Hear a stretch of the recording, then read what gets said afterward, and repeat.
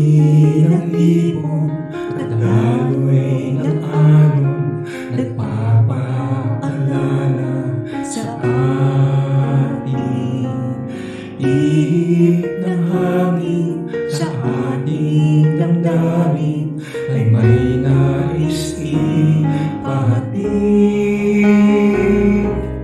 Ang kalawakan sa katahimikan ay may nais ipabatid. Lupa at langit sabay sa pag-awit ng luwal. Ating purihin, purihin, purihin ang Diyos ko. Purihin, purihin, purihin ang Diyos sa ating puso at isip, sa salmo at awit. Purihin, purihin ang Diyos.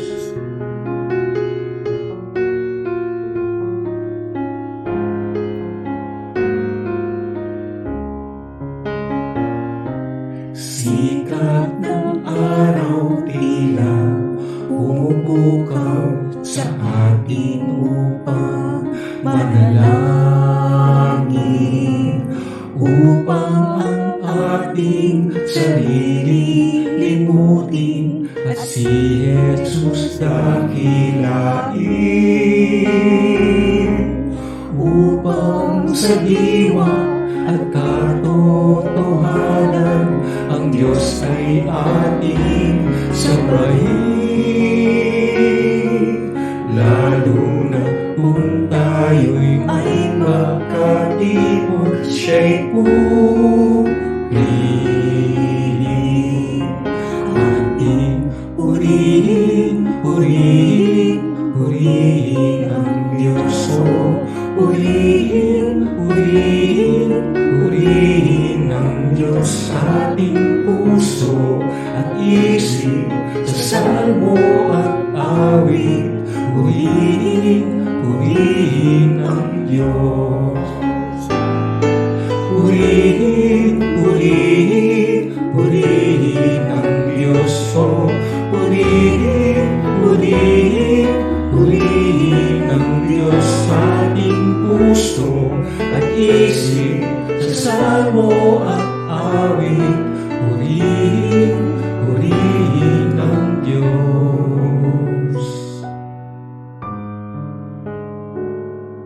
Purihin, purihin ang Diyos.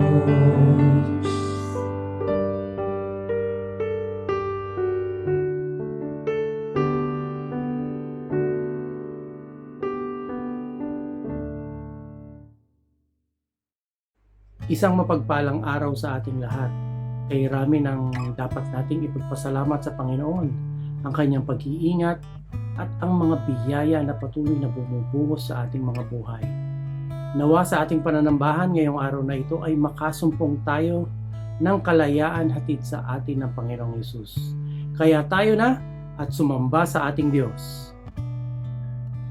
Dakilang Diyos, aming Ama na mabuti't maibigin, napupuno ang langit at lupa ng inyong kaluwalhatian at ang aming mga puso ng inyong habag at pagmamahal. Salamat, Panginoon, sa bagong araw na ito at sa inyong katapatan na kami itaguyod at punuan ang lahat ng aming mga pangangailangan sa bawat araw na nagdaan. Gayon din ang inyong pag-iingat sa amin, sa karamdaman at sakuna. Tunay kayong mabuti at dakila. Sa paglapit namin sa inyong paanan, sa aming pananambahan, ipagpatawad po ninyo ang aming mga kasalanan, maging mga kamalian sa aming kapwa. Narito kami, handog po ang aming mga sarili bilang karampatang pagsamba sa inyo. Maging dapatin nawa ninyo kami na tumanggap ng kagalingan at biyaya mula sa pakikinig ng inyong salita at payabungin nawa nito ang aming mga pananalig sa inyo. Hangad naming sa inyo'y sumunod sa daan tungo sa Panginoong Hesus at maging katulad niya sa pagganap ng inyong kalooban. Kasihan ninyo ang bawat isa sa amin sa pananambahang ito. Para sa inyo ang pagdiriwang na ito, Sa inyo ang kaluwalhatian at papuri sa pangalan ng Panginoong Hesus. Mga awit 1-2. Purihin kayo, Yahweh, ng buong puso ko. Mga kahanga-hangang ginawa niyo'y ipahahayag ko. Dahil sa inyo, ako ay aawit na may kagalakan. Pupurihin kayo, O Diyos, na kataas-taasan. Sa Diyos ang papuri.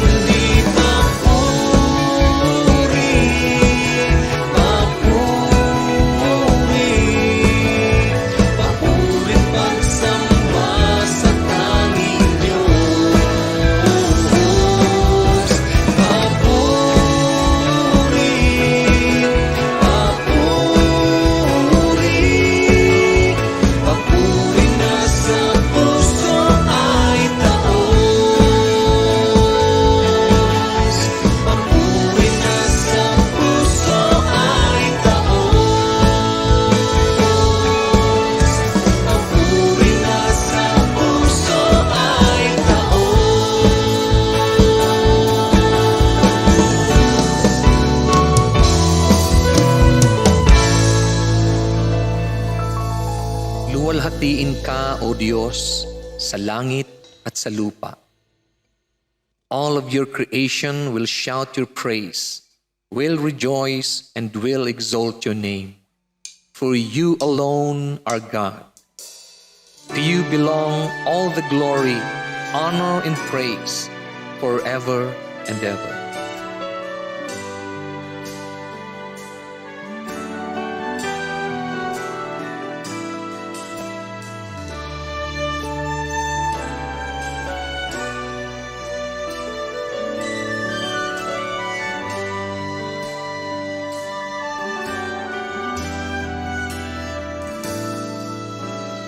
Langit at lupa umaawit, sumasamba sa inyo, tanging ngalan nyo ang itataas lahat ng panahon, luwalhatiin ka, magpakailan pa man, karapat-dapat ka, tumanggap ng papuri, alay.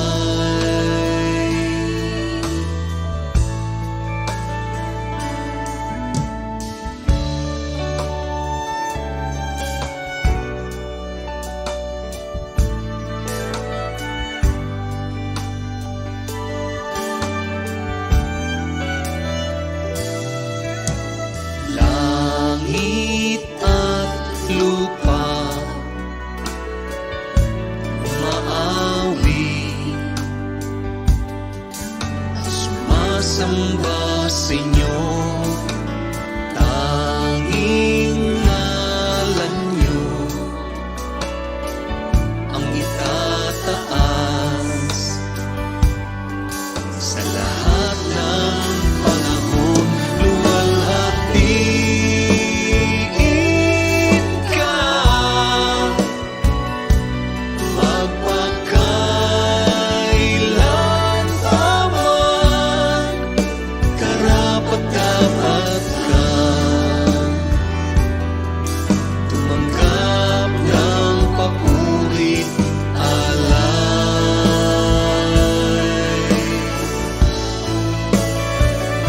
Luwalhatiin ka, magpakailan pa man, karapat-dapat ka, tumanggap ng papuri, alay.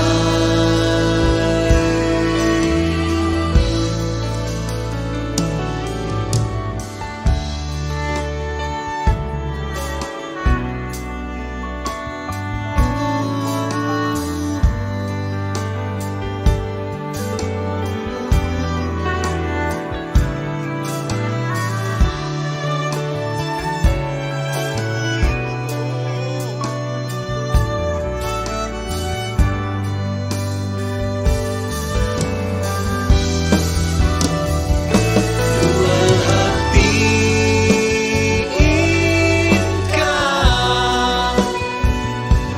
magpakailan pa man, karapat-dapat ka, tumanggap ng papuri, alay.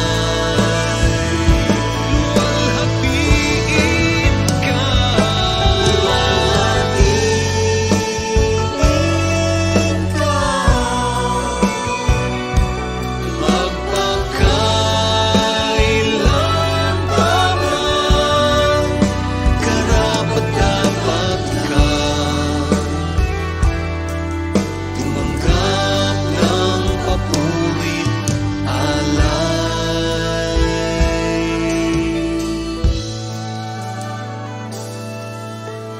Langit at lupa, umaawi at sumasamba sa inyo.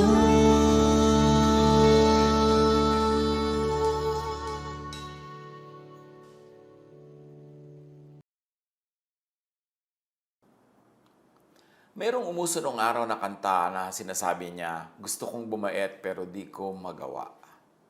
Ang tanong, yung bang bait doon sa bait na yon ay talagang bait o bait na sabi lang ng law, sabi lang ng tradition, sabi lang ng convention ay bait?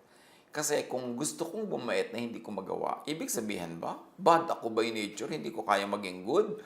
O yung concept ng pagiging good ay only a legal concept? Isang napaka-challenging na pag-aralan at suriin. Romans 7:15, hindi ko maunawaan ang aking sarili, sapagkat hindi ko ginagawa ang gusto ko, sa halip ang kinasusuklaman ko ang siya kong ginagawa. Yun nga yung parang gusto kong bumait pero di ko magawa. I don't do the good I like to do. I do the bad I don't like to do. What if the verses are implying that actually, really, the good is what the law says is good? Na yung pinaniwala nating good, yung gusto kong bumait, yung gusto kong gawin, sabi kasi ng law yun ang good. Pero talaga bang yun ang good? O law lang ang may sabi niya ng good? Samantalang ako, sa totoo lang, I don't find it to be good. Iba ang ibig ko, yung kabaligtaran ng law, ang tunay na gusto ko.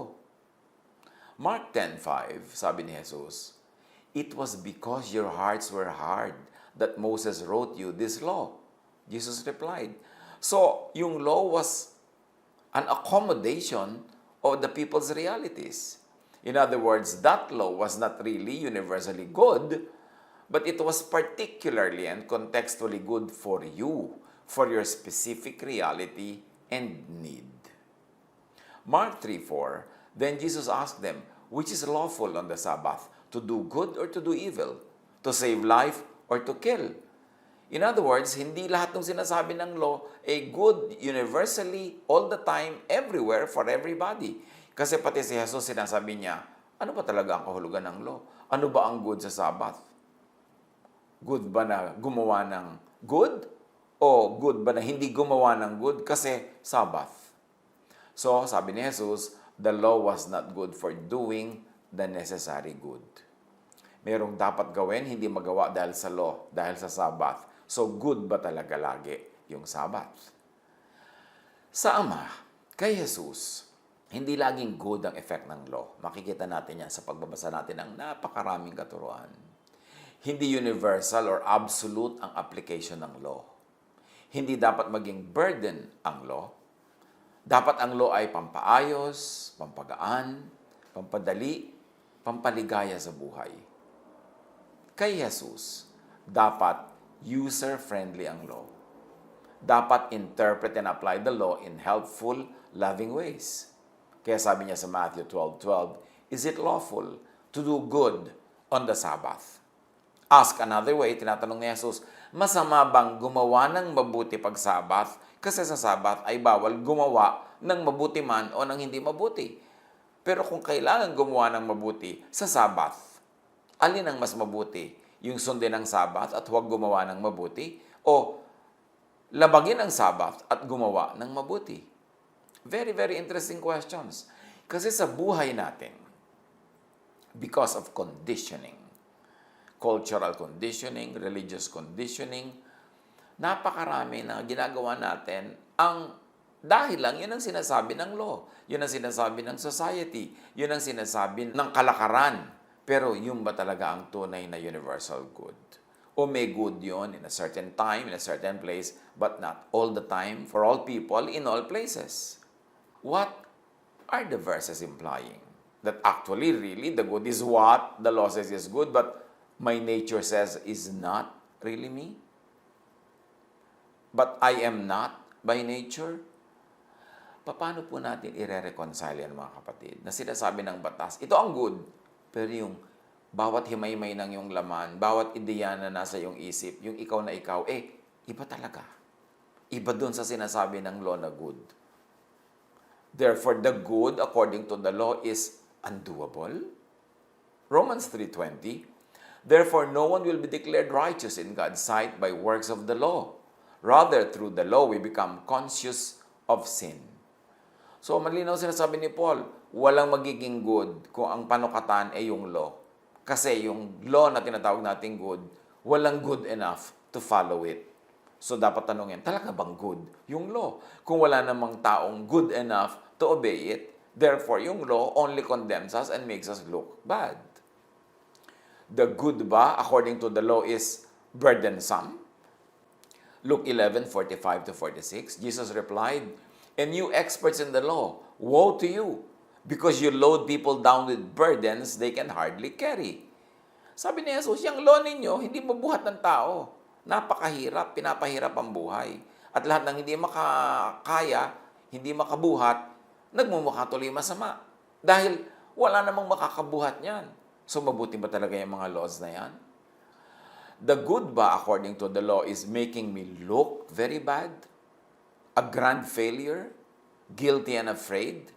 Therefore, a child of hell or hell-bound? Sabi ni Jesus tungkol sa law at sa mga nagpapatupad nito, Matthew 23:15, "Woe to you, teachers of the law and Pharisees, you hypocrites! You travel over land and sea to win a single convert, and when you have succeeded, you make them twice as much a child of hell as you are." So yung ba talagang sinasabi ng law na good ay good? Sabi ni Jesus, "Nako, lagot kayo, mga teachers of the law.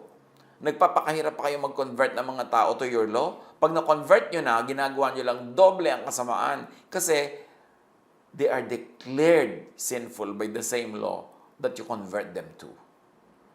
Pag napasunod nyo na sila sa law, nagiging failure sila. Nagiging mukha silang mali at masama. So sabihin, lagot kayo dahil pinapahirapan nyo lang ang inyong mga converts. The good according to the law ba is making me needy of the ministrations of the temple and priests. Therefore, the law makes me dependent on religion incorporated. The good ba according to the law is making me judge and condemn myself and others. Therefore, talagang nakakasama sa akin yung law. What if the verses are implying that actually, really, the bad is what I naturally like to do? The law is demonizing my nature. The bad is what my nature says is good, is really me. That the bad is what I am by nature. Na nagmumukha lang akong bad, not by my nature, but by the judgment of the law. 1 Corinthians 9:9-10, "For it is written in the law of Moses, do not muzzle an ox while it is treading out the grain.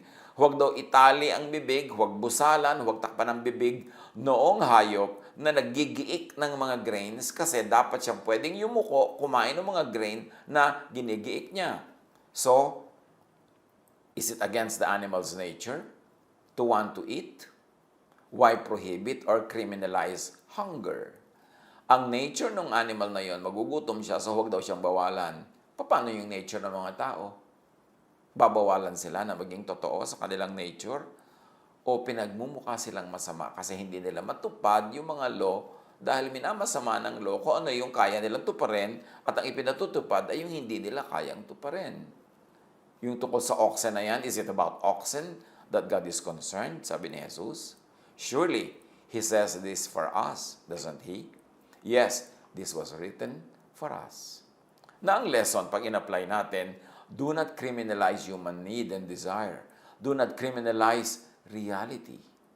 Because we were fearfully and wonderfully made.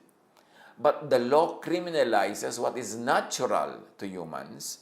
Therefore, the law makes everyone guilty. That's why the law is not good for people. Kaya sabi ni Jesus, woe to you, you teachers of the law and Pharisees. You travel over land and sea to win a single convert to your law, and when he becomes a convert, you make him twice as much a sinner because you put him under the law that makes him look bad. Is it the bad according to the law that is natural and doable to me?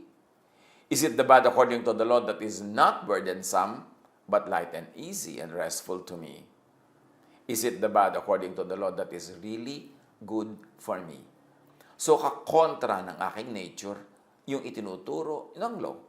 So, the law criminalizes me. The law punishes me for being me. For being who I am. For being what I was created. Except when loving, what I need and want should not be regarded as unlawful. Yan ang unsaid doon sa mga questions na yan ni Paul. Romans 13:10, love does no harm to a neighbor, therefore love is the fulfillment of the law. So pagka-loving, lawful. Pag hindi against love, hindi unlawful.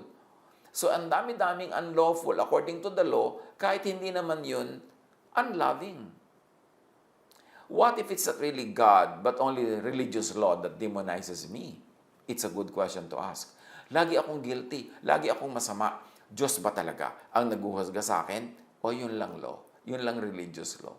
How much of that religious law is universal in its application? How much of that law is really from God? O marami ba dyan ay nilikha ng religion for convention, for management, for administration, or for specific needs of specific people at specific times, but should not be universalized because it would be a burden to everybody? What if it's not really God, but only religious law that demonizes me? Acts 13:39, through him everyone who believes is set free from every sin. A justification you were not able to obtain under the law of Moses. Sa pamamagitan daw ni Jesus, lahat ng naniniwala ay pinalalaya mula sa kasalanan. Kasalanan na sinabi ng law na kasalanan. At ito daw ay justification, pagpapawalang sala, at hindi ito pwedeng ma-obtain under the law of Moses. It is obtained under the grace of God through Jesus. So kung talaga ang lahat ng minamasama ng law ay masama, bakit ka palalayain ng Diyos through Jesus? O minasama lang yon specifically for the needs of ancient Israel? Dapat tanungin niya mga ganyang bagay. Kasi kung ang talagang law ay good, bakit sisirain ni Jesus? Bakit tayo palalayain from the law kung yun ang dapat at maganda? O hindi na yun bagay at hindi na yun maganda for all people at all time? O religious system lamang ang may kagagawa ng gano'ng mga bagay at hindi ang Diyos? Kasi kung ang Diyos ang may kagagawa nun, bakit sisirain ni Jesus? Kontra ba siya sa Diyos? O kontra lang siya sa law? What if it's not really God but only religious law that makes me look bad? That makes me look like a grand failure? That makes me guilty and afraid? That makes me seem like a child of hell, which is, of course, hell-bound? What if it's not really God but only religious law that makes me look needy of the ministrations of the temple and priests? That makes me dependent on religion? If perfection could have been attained through the Levitical priesthood, and indeed the law given to the people established by that priesthood, why was there still need for another priest to come? One in the order of Melchizedek or Jesusness, not in the order of Aaron or Mosesness. Yan ang tanong ng Acts 13:39 and so on. At sabi sa Galatians 2:21, if righteousness could be gained through the law, Christ died for nothing. So yung Galatians clear, hindi ka magiging righteous through the law. That's why kinailangan mamatay si Jesus para kailigtas sa law. So yung ba talagang law ay good? Kasi kung yun ay good, edi dapat yun ang ipilit at dapat ipapataw sa lahat. Pero bakit tayo pinalaya ni Jesus mula sa law? What if it's not really God but only religious law that makes me judge and condemn myself and others?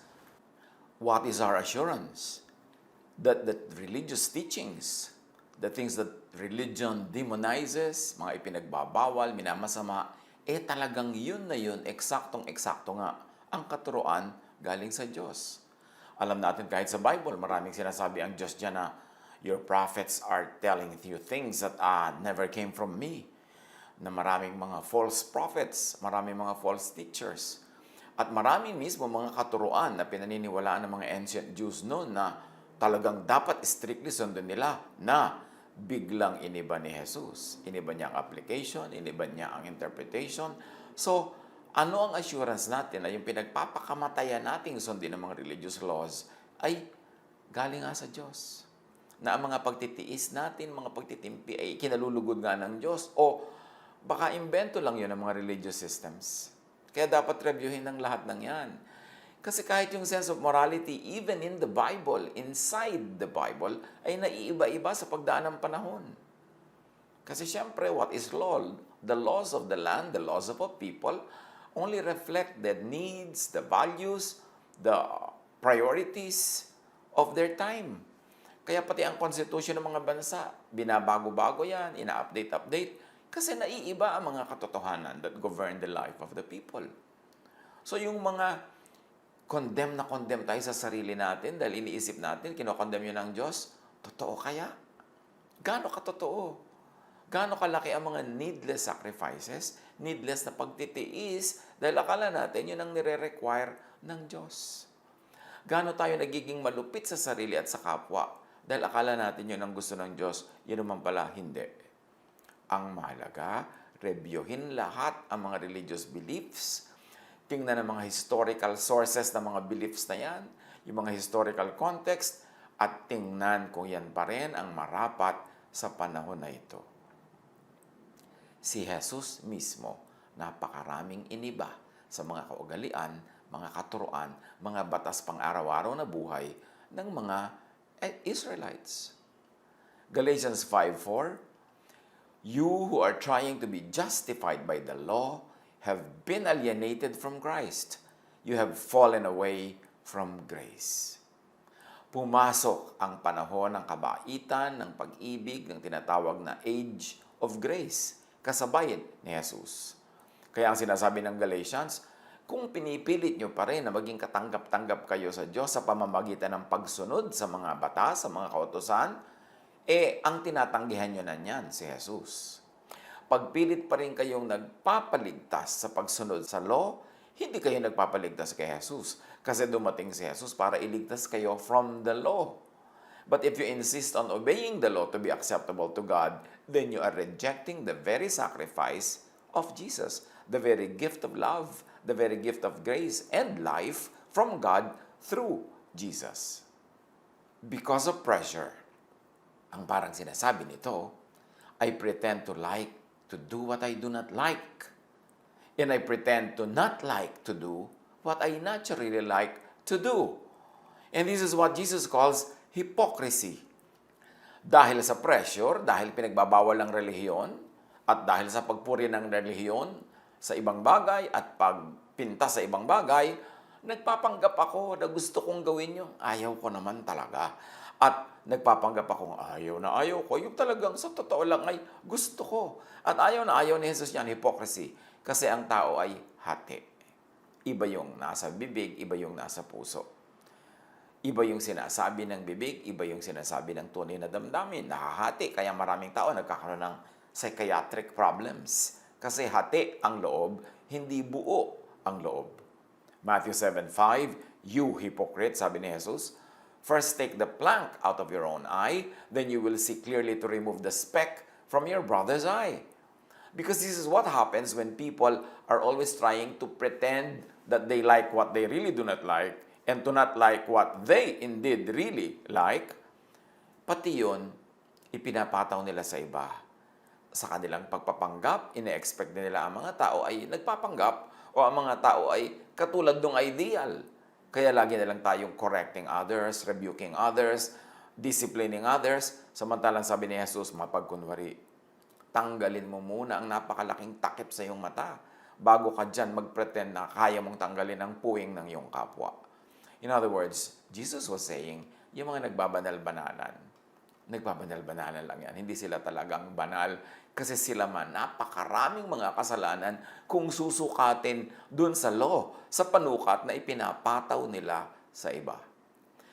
The law makes me deny what I really like. The law makes me pretend to like what I really don't. Why? Because the religious system will punish me if they know that I like what I really like and if they see that I don't really like what I don't like. This religiosity drives people underground. This makes people deny their true selves, to live in hypocrisy, and to force others to also be hypocritical. The law drives me to self-denial, self-rejection, self-condemnation. The law, in fact, drives me to pagkahati ng loob. James 2:10, for whoever keeps the whole law and yet stumbles at just one point is guilty of breaking all of it. So, kung susukatin natin ang sarili natin at ang iba sa law, sino ang papasa? Sabi ni James, sundin mo man lahat yung laws na yan, may isa ka lang hindi masunod, katumbas niya na hindi mo nasunod lahat. Everything or nothing. But whoever really is able to obey all the law.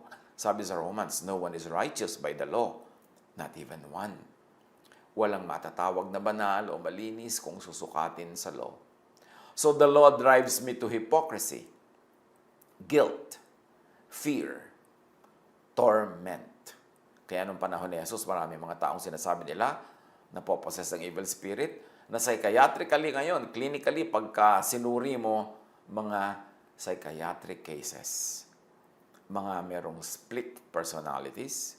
Nahahati kasi ang kalooban, ang laki-laki ng pagtitiis, ang laki-laki ng pagpapanggap, self-denial. So, ang nangyayari, para tuloy nagkakaroon sila ng sira ng kanilang emosyon, sira ng isip, na napagkakamalan tuloy na possessed sila by evil spirits. 1 Timothy 4:4, "For everything God created is good, and nothing is to be rejected if it is received with thanksgiving." Wala daw nilikha ang Diyos na pangit, lahat maganda. Wala siyang nilikhang masama, lahat mabuti. So yung ating mga emosyon, yung ating damdamin, yung ating mga pag-ibig, yung ating mga desires, yung ating mga pleasures, masama ba yan? Kung masama, ang katawan natin, Diyos ang lumikha. God placed the right nerve endings in the right parts of our body so that we will behave in a very biological, very living way. Tapos mamasamain dahil ang dami sa mga natural desires, sa mga natural inclinations, ang dami sa mga gusto ng tao, dinidemonize ng religion. Minamasama ang katawan at ang puro lang pinupuri ay yung espiritu. Para bang pinaghihiwalay nila lagi ang katawan at espiritu, na ang katawan ay masama at ang espiritu ay mabuti. Kung masama ang katawan, ba't siya nilikha ng Diyos? Ang sabi sa Psalms, "I am fearfully and wonderfully made." You were there when I was being created by you yourself. You were seeing my unformed body while it was being formed inside my mother's womb. You knew my personality. At sabi sa Psalm, "All the days of my life before me were ordained by you." In other words, you created me to be this, to be that, to be that, to be this.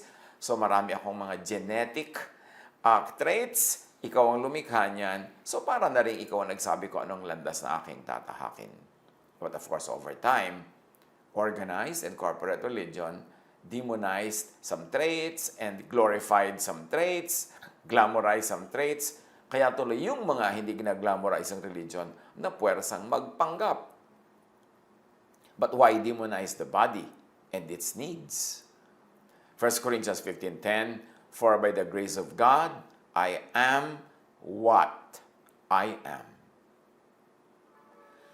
Romans 7:17, "Kung gayon, hindi na ako ang may kagagawan yon sa pagpapatuloy natin, kundi ang kasalanang naninirahan sa akin."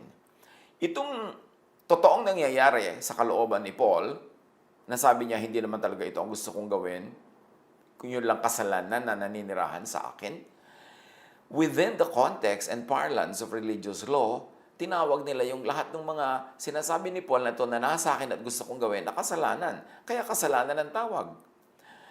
It is not really me who is evil, Paul is saying. It is the sin living in me that makes me evil. But what is sin? It is the law that makes me fail. It is the law that makes me sinful, that makes me a sinner. Kung walang law, walang sin. Kaya ako sinful kasi ang daming laws na hindi ko namang kayang sundin. Law na nagbabawal lang talagang gusto ko at law na nagpipilit gawin ko yung ayaw ko naman. So by the law, I am sinful.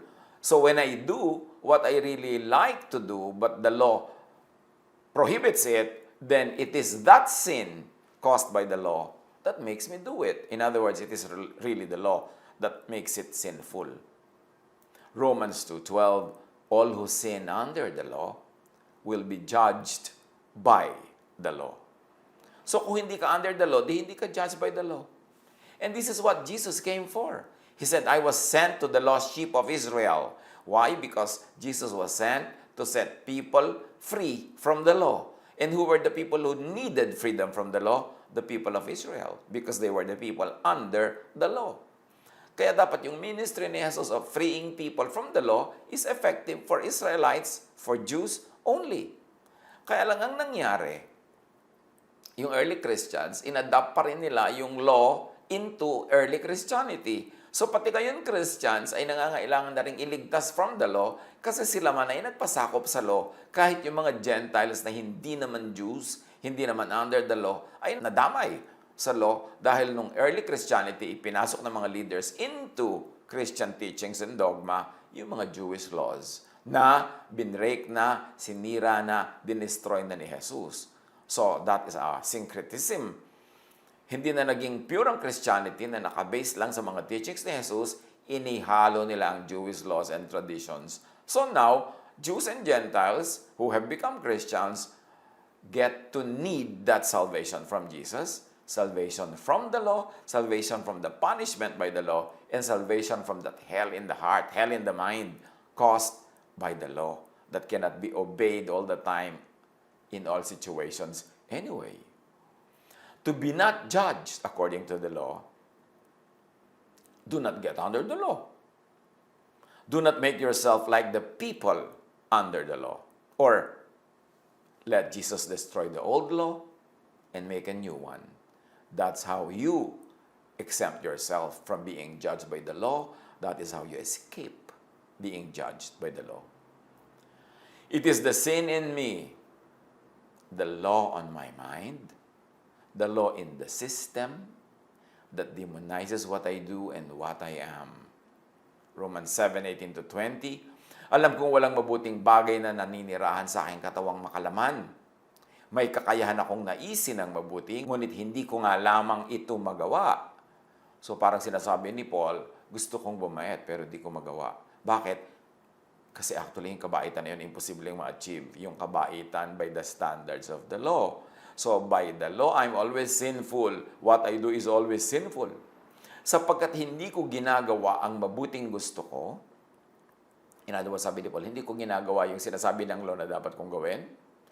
Ang masamang hindi ko gusto, ang siya kong ginagawa. Yung tunay na ako pero dinidemonize ng law, yun naman ang nagagawa ko lagi. Kung ang ginagawa ko ay hindi ko nais, hindi na ako ang gumagawa nito, kundi ang kasalanang naninirahan sa akin. In so many words, Paul could be saying, kung hindi ko masunod yung law, kung ang tunay na gusto kong gawin ay yung hindi pinapayagan ng law, kundi yung ipinagbabawal pa nga ng law, di ang nagpapasama sa akin ay yung law. Ang naninirahan sa akin kasalanan ay yung kasalanang inililikha ng law tuwing hindi ko siya masunod. Na talaga namang hindi ko masusunod, therefore, lagi akong sinful. According to the law, I am evil. Even when I agree with the law in theory, I cannot agree with it in practice. Yun ang totoo. When I agree with the law in theory, but disagree with it in practice, I condemn myself. Kaya ako laging guilty. Kaya ako nato-torture. That's why there is hell in my heart and mind. Kasi na-convince ako ng religion na yung itinuturo ng law ang tama. Pero itinuturo ng law, hindi ko masunod. Therefore, mali ako. Yung ipinapagawa ng law, hindi ko magawa. Therefore, failure ako. At yung ayaw ipagawa ng law, yun ang nagagawa ko. Therefore, lawbreaker ako. So yung law makes me sinful. The law makes me condemn myself and others. But the truth is, I cannot follow the law. I cannot do what the law says is good. I can do only what the law says is bad. Yun ang dilema ng mga mananampalataya kay Jesus daw, pero pinaghaharian ng law at nakasubmit sa Jewish law. Acts 13:39, through Him, everyone who believes is set free from every sin, a justification you were not able to obtain under the law of Moses. Laging ito yung binabanggit yung salvation from sin, salvation by Jesus, laging kakambal yung mention ng law. Lahat daw ng naniniwala kay Jesus ay pinapalaya sa lahat ng kasalanan. Ibig sabihin, sa lahat ng kasalanang ipinaparatang ng law, na pag hindi mo nasunod, ang paratang sa'yo, makasalanan ka. Lahat daw ng naniniwala kay Jesus ay pinapalaya na sa kasalanang yon. At yan ay kalayaan na hindi mo makakamit under the law of Moses. Acts 18:13, regarding Paul, this man they charged is persuading the people to worship God in ways contrary to the law. You see, Paul, the champion of Christianity, ano ang paratang sa kanya na totoo, kaya yun ay pinaratang sa kanya, itinuturo niya sa mga mananampalataya kay Jesus na mamuhay sa paraang hindi natugma sa law. Pinalaya na kasi ni Jesus ang mga tao sa law. Therefore, ang itinuturo ni Paul ay yung freedom na yun. Romans 7:21, ito ang natuklasan ko, sabi ni Paul. Kapag nais kong gumawa ng mabuti, ang masama ay malapit sa akin. When I want to obey the good law, good yung iniisip nila good, I can't. Instead, I obey the evil or my evil nature.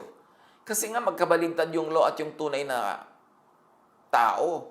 Yung katotohanan ng tao, kabaligtaran ng idealism ng law. Walang-walang katotohanan ng tao na makakasunod sa idealism ng law. So, ang tao ay lagi lang matatawag na masama. Kaya sabi ni Paul, tuwing nag-iisip akong gumawa ng mabuti, masama ang nagagawa ko. In other words, tuwing gusto kong sundin ang law, ang nasusunod ko ay yung tunay na pagkatao ko at tunay na pagkakalikha sa akin na pinapaniwala ako ng law na yun ay masama. Kaya tuloy masama ang tingin ko sa aking sarili. The more I think of something as bad, the more I like to do it. At hindi ba ako magpapakatotoo? Ang maraming-marami sa atin, yan naman ang reality nating lahat. That the more you think of something as bad, the more you like to do it. Romans 3:20, therefore no one will be declared righteous in God's sight by the works of the law. Rather, through the law we become conscious of sin.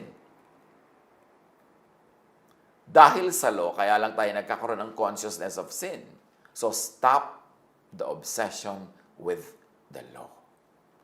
Stop measuring yourself with the law. Stop measuring others with the law. Romans 7:22-23. Sa kaibuturan ng aking puso, ako'y nalulugod sa kautusan ng Diyos. Kasi, dire-refer dito, na para bang kautusan ng Diyos, yung mga laws ng ancient Israel, so yan ang tawag dito. Ngunit may ibang kapangyarihan sa mga bahagi ng aking katawan na salungat sa tuntunin ng aking isip. Binibihag ako ng kapangyarihang ito sa kasalanang naninirahan sa aking katawan. But I see another law working in my body.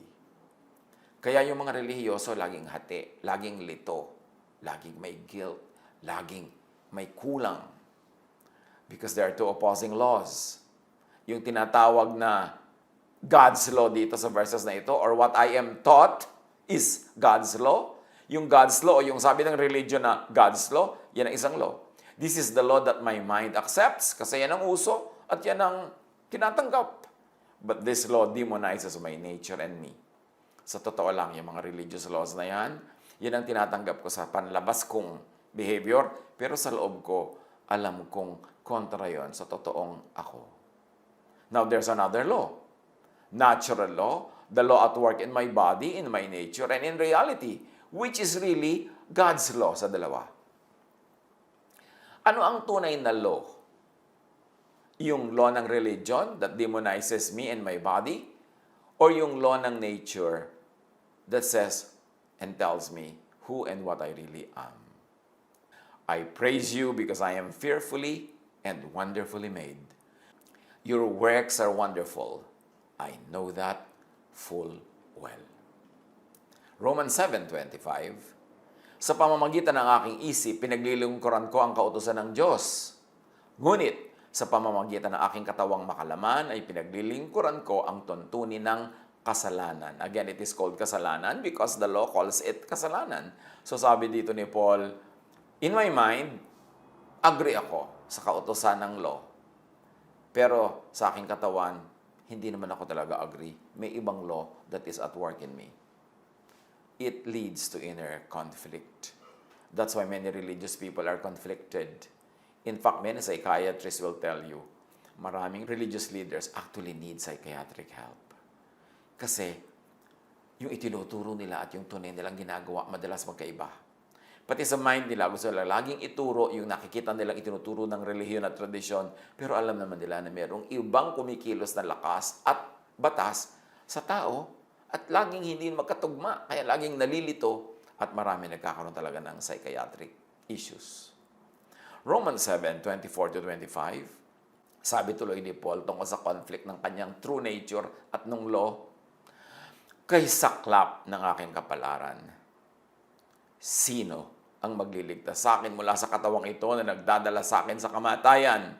Sino ang magliligtas sa akin sa law that condemns me? Wala nang iba pa, kundi ang Diyos sa pamamagitan ni Hesukristo na ating Panginoon. Salamat sa Kanya.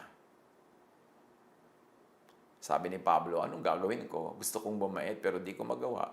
Yung sinasabi ng law, ng religion, na iniisip kong sinasabi tuloy ng Diyos, ay dapat ito ang gawin.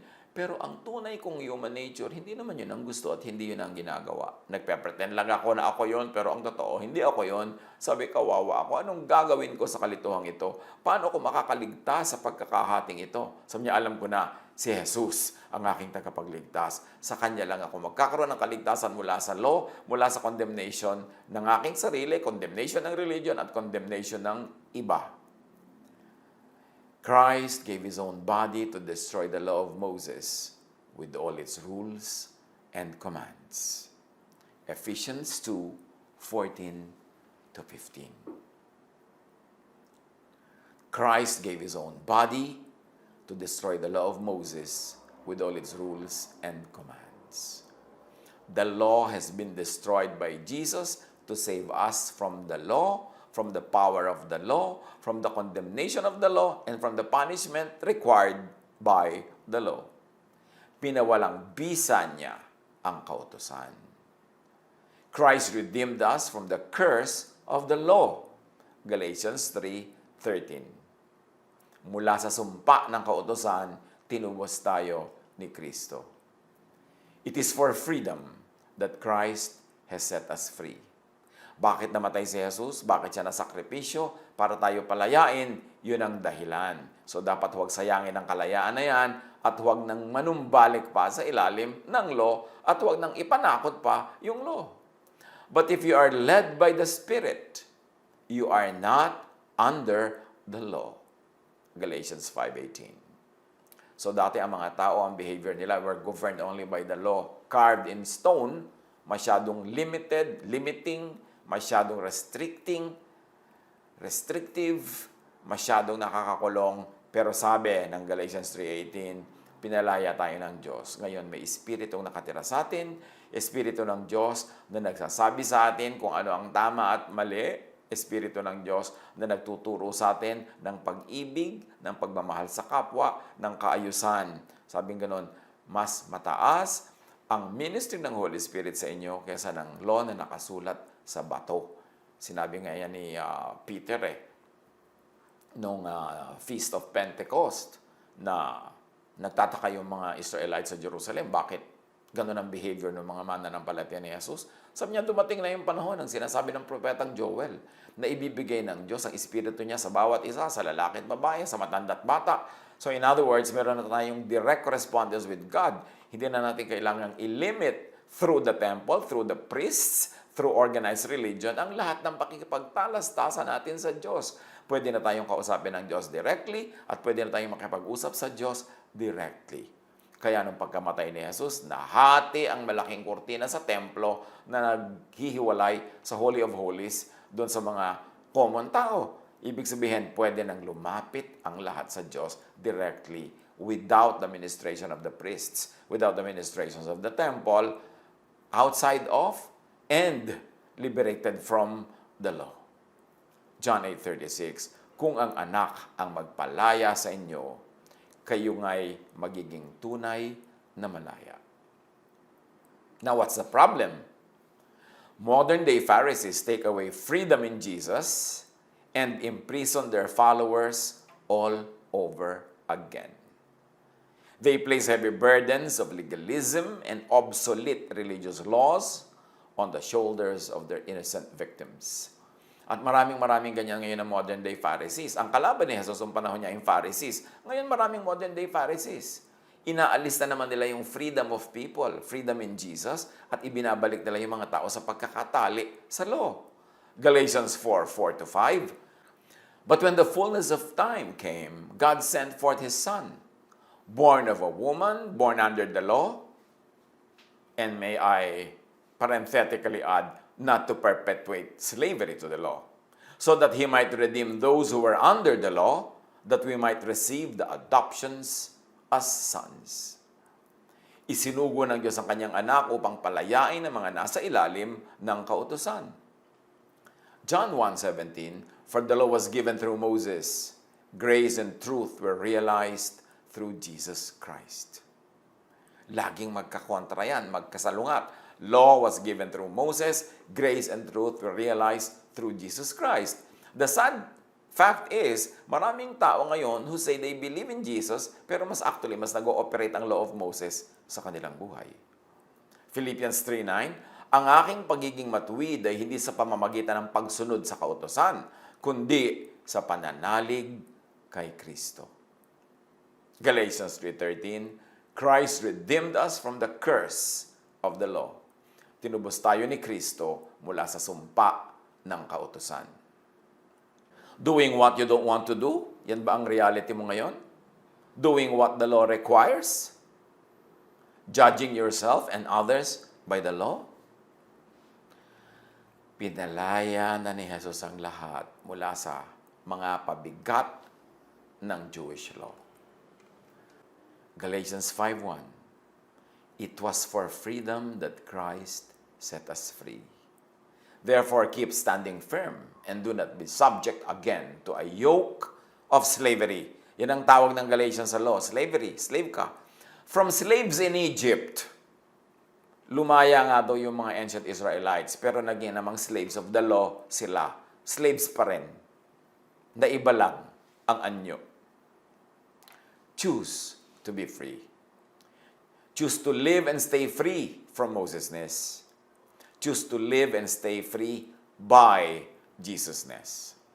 Maraming mga well-intentioned Christians, ayaw nila niya ng freedom, ayaw nila niya ng tinuturuan tayo that we are free from the law kasi natatakot sila na bang mga tao mag-abuse, baka ang mga tao ay magwala, baka ang mga tao ay maging puro masasama. Pero di ba sinabi na nga, ibinigay na ng Diyos ang kanyang espiritu, ang banal na espiritu sa lahat ng mga mananampalataya, sa lahat ng mga tao, babae at lalaki, matanda at bata. So, yung panglabas na pagsunod sa law dahil sa takot ang nagbibigay ng kaayusan. Pero, ano ang mangyayari kung ang espiritu ng Diyos ang nananahan sa ating puso? Magiging pakawala ba tayo? Magiging masama ba tayo? Magiging abusive ba tayo? Of course not. Mas magiging mabuti pa nga tayo, mas magiging mabait pa kesa doon sa mga sumusunod lang sa law dahil takot sa parusa. Dahil ngayon, ang gagawin mo na is out of your motivation of love.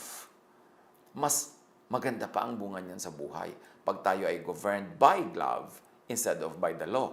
Kasi sa law, maraming magpapalusot, maraming nagiging hypocritical, maraming nagiging double standard sa buhay. Pero pag yung spirit ng Diyos ang nananahan at umaandar sa ating pang-araw-araw na pamamaraan ng pamumuhay, mas magiging mabait, matapat, maibigin ang lahat.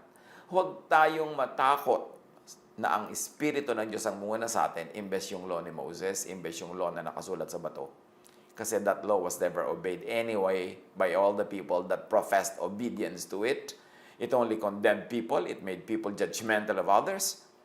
Kaya si Jesus, pinilitan ng lahat ng yan. Sa palagay nyo, kaya mali si Jesus that He destroyed the law? That He wants to set people free from the law? Or tama siya? Yan ang dapat pag-isipan natin. Huwag tayong matakot na mawawala ng kaayusan, kabutihan at kabaitan pag ang Espiritu ng Diyos ang naghari, pag love ang naghari. In fact, lahat ng kalupitan natin sa kapwa nagmumula dun sa law. Nagiging legalistic, self-righteous, and judgmental ang marami. Pag-isip-isipan ng mga ito, namatay si Jesus para palayain tayo from the law, huwag nating sayangin. At sabi ng kasulatan, pag ipinilit mo na iligtas ang iyong sarili mula sa paghuhusga ng law, na iniligtas mo ang iyong sarili sa pamamagitan ng iyong gawa, tinatanggihan mo ang libreng kaligtasang ibinibigay ni Jesus. Binabaliwala mo ang kanyang kamatayan at pinapagod mo ang sarili mo sa wala. Be free. Jesus came to set us free. Free to be good, free to love, free to be kind. Yan ang bunga ng Espiritu sa ating buhay. God bless us all.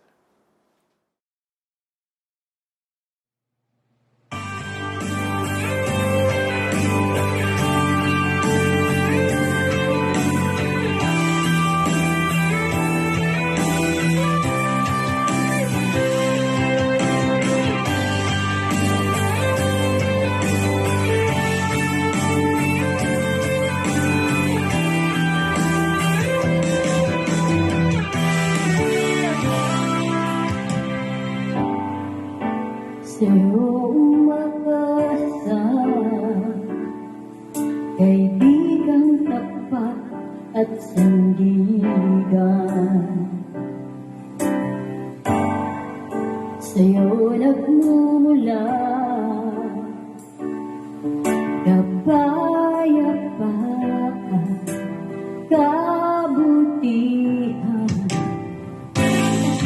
di kaya sukatin ang pag-ibigyan.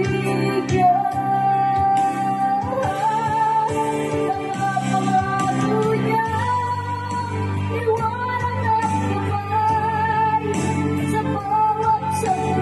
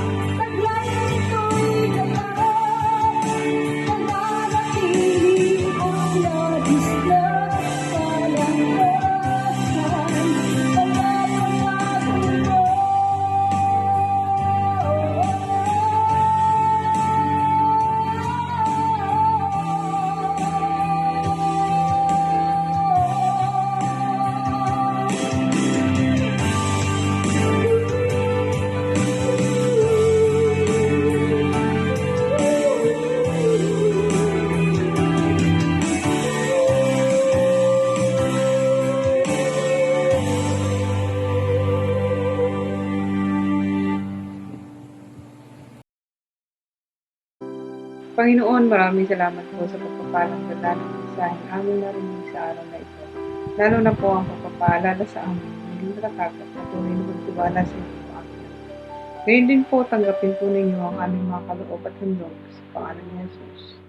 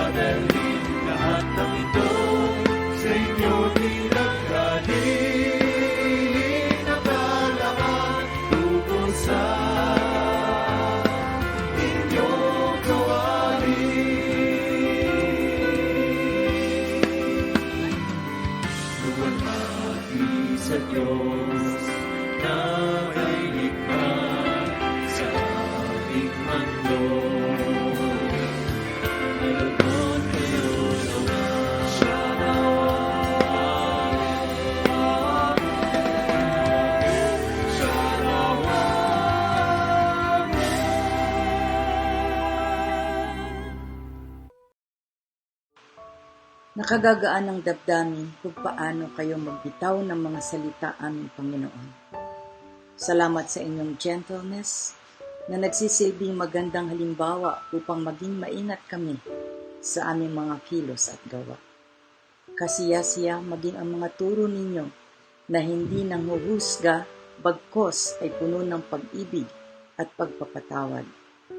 Salamat dahil pinalalago nyo ang aming isipan kung paano mamuhay ng malaya, masaya, at may kapayapaan sa araw-araw. Kasihan nawa kami ng banal na Espiritu na siyang sumasa amin upang mapabuti ang lahat ng aming adhikain. At sa mga may sakit at karamdaman, kayo nawa o Diyos ang humipo at magbigay ng kumport at kagalingan. Pinupuri namin kayo sapagkat sa aming mga pangangailangan, kayo pa rin ang good provider at tunay na maaasahan. Kayo ang aming lakas sa oras ng kahinaan. Bagamat wala kaming patago sa inyo, patuloy kami humihiling, nawa po pakibgabayan at pakaingatan ang bawat isa na sumasampalataya na kayo pa rin ang Diyos noon, ngayon at magpakailanman. Mga kapatid, sa ating pansamantalang paghiwa-hiwalay, baunin nawa ng bawat isa ang mabiyayang basbas ng ating Panginoong Hesus, taglay ang kanyang pag-ibig, gayon din ang pagsama at paglukob ng banal na Espiritu.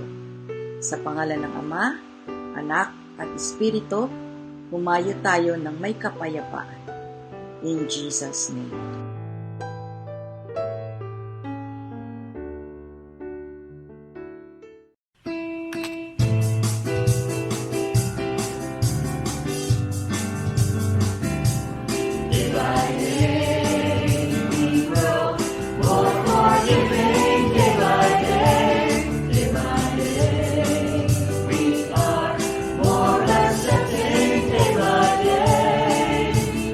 Growing with kindness.